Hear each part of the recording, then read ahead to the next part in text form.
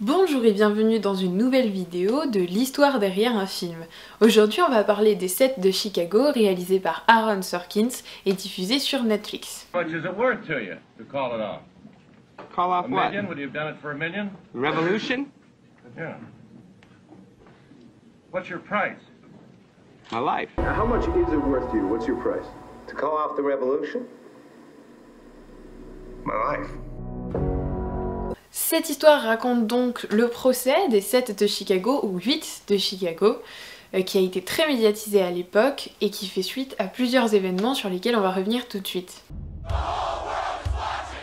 You all right? I was until I saw that. Tout commence en 1968. La guerre du Vietnam fait déjà rage depuis 1965 et a fait plus de 14 000 morts.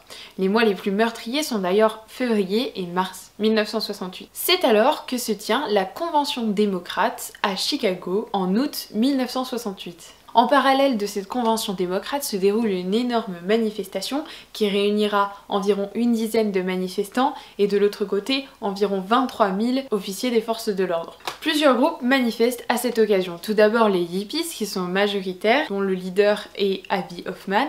Ensuite le MOB, Mobilization Committee to End the War, dont le principal instigateur est David Dellinger. Et enfin on a le SDS, le Student for Democratic Society, qui sont menés à la manifestation par Tom Hayden. Tous ces groupes-là et ces personnes viennent d'états différents pour manifester et s'installent donc dans le parc central de Chicago. Pour contrer cette manifestation qui n'a pas été autorisée, plusieurs mesures sont mises en place par le gouvernement de l'État. Tout d'abord, un couvre-feu à 23 h dans les parcs où sont majoritairement les manifestants, mais également une répression assez violente des policiers. Cela amène à un procès très médiatisé qui est retranscrit ici dans les 7 de Chicago d'Aaron Sorkin. 7 mois plus tard, le gouvernement poursuit les 8 organisateurs de la manifestation pour complot et violation des frontières des États dans le but de créer une émeute. Le procès est ouvert le 24 septembre 1969. Les 8 accusés sont Abbie Hoffman,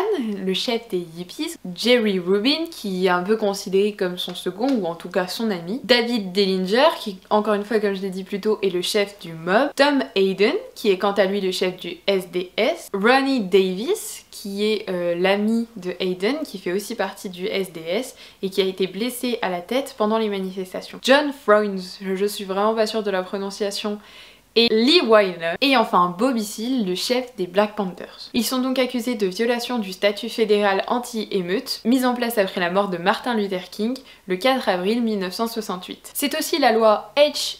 Rep. Brown, une loi votée en même temps que le Civil Rights Act qui donnait accès au vote aux populations afro-américaines pour limiter la liberté d'expression des Noirs du Sud. Cette loi n'avait jamais été utilisée auparavant et ne le sera plus jamais dans l'histoire du pays. Les 2 avocats que nous voyons dans ce film, William Kessler et Leonard Weinglass, ne sont pas les seuls à avoir représenté les prévenus, il y en avait globalement une dizaine. Globalement, il y a eu beaucoup de problèmes avec les avocats et à savoir qui est-ce qu'ils représentaient. Au début du procès, Bobby Seale, chef des Black Panthers, voulait Charles Gary pour le représenter, qui est un célèbre défenseur des droits civiques. Mais celui-ci est à l'hôpital pendant le procès et malgré les demandes de le repousser pour pouvoir avoir cet avocat, toutes seront refusées. Et donc, Bobby Seale n'a pas d'avocat pour le défendre. On voit dans le film un autre personnage qui s'appelle Fred Hampton, qui serait le bras droit en quelque sorte de Bobby Seale dans les Black Panthers. Cependant, je n'ai pas pu trouver s'il était effectivement présent à ce procès. Il fut cependant bien assassiné par le FBI le 4 décembre 1969. À cette date-là, Bobby Seale avait déjà été séparé des autres lors du procès. En effet, le cas de Bobby Seale est tout à fait singulier. Après avoir insulté le juge, il est menotté et bâillonné et comparaît dans la salle de procès, ainsi pendant 7 jours. Le 5 novembre 1969, le juge choisit donc de séparer son cas des 7 autres prévenus et de le condamner à 4 ans d'emprisonnement pour outrage à magistrat. Le procès a attendu 1 an avant d'être commencé car un autre rapport avait été publié avant le début du procès, qui s'appelait Walker Report, écrit par la police de l'Illinois et qui montrait que la police avait probablement causé les émeutes et que donc les violences venaient des 2 côtés. Les charges de conspiration permettaient à l'accusation d'utiliser plus de preuves pour les juger car ils étaient jugés ensemble, même si ces groupes n'avaient rien à voir auparavant. Il a établi plus tard que le juge Hoffman favorisait bel et bien l'accusation en rejetant toutes les demandes d'objection de la défense et en acceptant toutes celles de l'accusation. C'était donc une procédure qui favorisait majoritairement l'accusation. Malgré cela, Tom Hayden pense pouvoir gagner le procès de façon loyale et en réfutant chaque argument mis en place par l'accusation. Nous n'avons aucune preuve qu'il ait prononcé la phrase qu'il prononce dans le film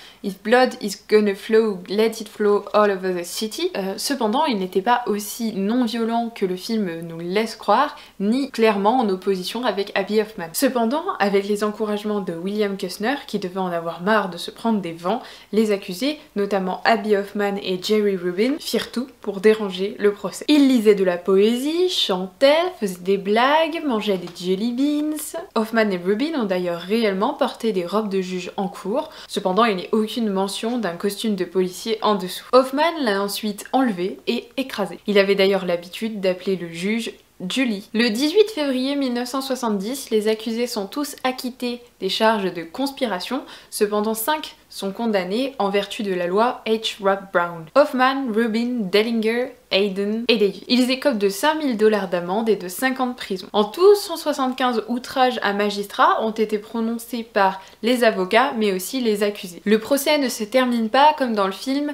par la lecture des noms des morts dans la guerre du Vietnam. Cependant, David Dellinger a effectivement lu cette liste de noms lors du Moratorium Day, le 15 octobre 1969. Ce dernier n'a d'ailleurs jamais usé de violence, contrairement à ce qu'on montre dans le film. 8 officiers de police furent également condamnés pour avoir violé le droit de manifester et usé de violence. Finalement, le 21 novembre 1972, la Cour d'appel des États-Unis annule les condamnations. Elle avait jugé le juge Hoffman partial dans son refus de permettre aux avocats de la défense de filtrer les jurés en fonction de leurs préjugés raciaux et culturels. Les peines pour outrage furent également annulées. Et voilà, c'est la fin de cette petite vidéo, j'espère qu'elle vous aura plu. Si c'est le cas, n'hésitez pas à liker, partager et commenter, et j'espère vous revoir bientôt dans une nouvelle vidéo.